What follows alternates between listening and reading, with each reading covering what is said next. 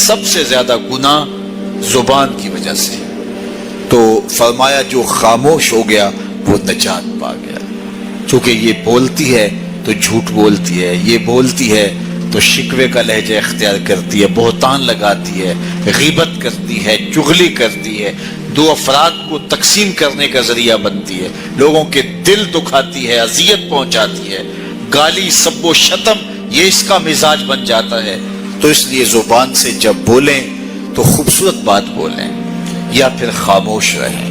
تو خاموشی نجات دیتی ہے، جو خاموش رہا وہ نجات پا گیا.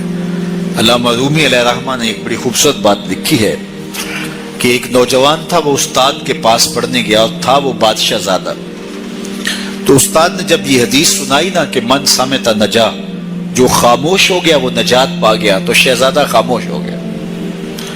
اب بادشاہ کو فکر لاحق ہوگی کہ بیٹا بولتا نہیں، کیا مسئلہ ہوا. حکماء کو بلایا، کسی نے کہا اس کو جو ہے وہ یہ دیا جائے، کسی کو کہا یہ دیا جائے، کسی نے کہا یہ دیا جائے. ایک حکیم نے کہا اس کو سیر کو بھیجا جائے. تو خادم روزانہ سیر کے لیے لے کر کے اس کو جایا کرتا تھا. ایک دن اس نے دیکھا کہ ایک درخت ہے جس کی گھنی شاخوں میں جانور بیٹھے ہیں. ایک شکاری تیر کمان لے کر کے گزر رہا تھا. اس نے غور سے شاخوں کو دیکھا، اسے کچھ دکھائی نہیں دیا، گزر گیا. ابھی گزرا ہی تھا کہ بیٹھی ہوئی فاختہ بول پڑی. تو وہ پھر پیچھے پلٹا اور غور سے دیکھا اور تاک کے تیر مارا، پھڑ پھڑاتی ہوئی فاختہ نیچے آ گئی. تو اس کی زبان سے بے ساختہ نکلا، صدقت یا رسول اللہ، اے پیارے رسول آپ نے سچ کہا ہے. نہ بولتی تو نہ ماری جاتی، خاموشی میں نجات ہے.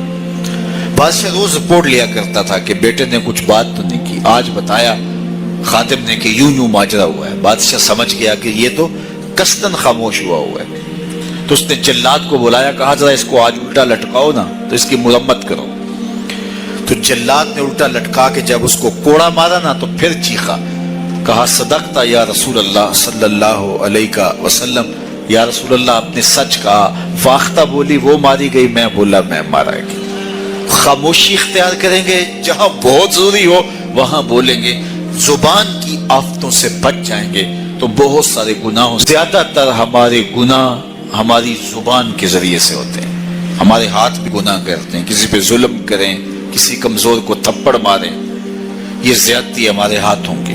ہماری ٹانگیں بھی گناہ کرتی ہیں، ہمارے پاؤں بھی گناہ کرتے ہیں، ہماری آنکھیں بھی گناہ کرتی ہیں، اور بھی اعضائے بدنیاں گناہ کرتے ہیں. لیکن سب سے زیادہ گناہ ہماری زبان کرتی ہے. جھوٹ یہ بولتی ہے، غیبت یہ کرتی ہے، گالی گلوچ سب و شتم اس کا وتیرہ ہے، بہتان تراشی یہ کرتی ہے، گلے شکوے کا انداز یہ اختیار کرتی ہے. ہمارے بہت سارے گناہ زبان کی وجہ سے ہیں. اسی لیے میرے اور آپ کے آقا و مولا نے ارشاد فرمایا، جو تمہارے دو جبڑوں کے درمیان ہے یعنی زبان، اور جو دو ٹانگوں کے درمیان ہے تمہاری پارسائی کی جگہ، تم ان دو چیزوں کی مجھے ضمانت دے دو، میں محمد تمہیں جنت کی ضمانت دے دے صلی اللہ علیہ وسلم. تو زبان اور پارسائی کی جگہ ان دونوں کی حفاظت کرنے کی تلقین دی گئی. زبان کو تو 32 دانتوں میں جکڑ کے رکھا گیا اور اس کی آفات سب سے زیادہ ہے.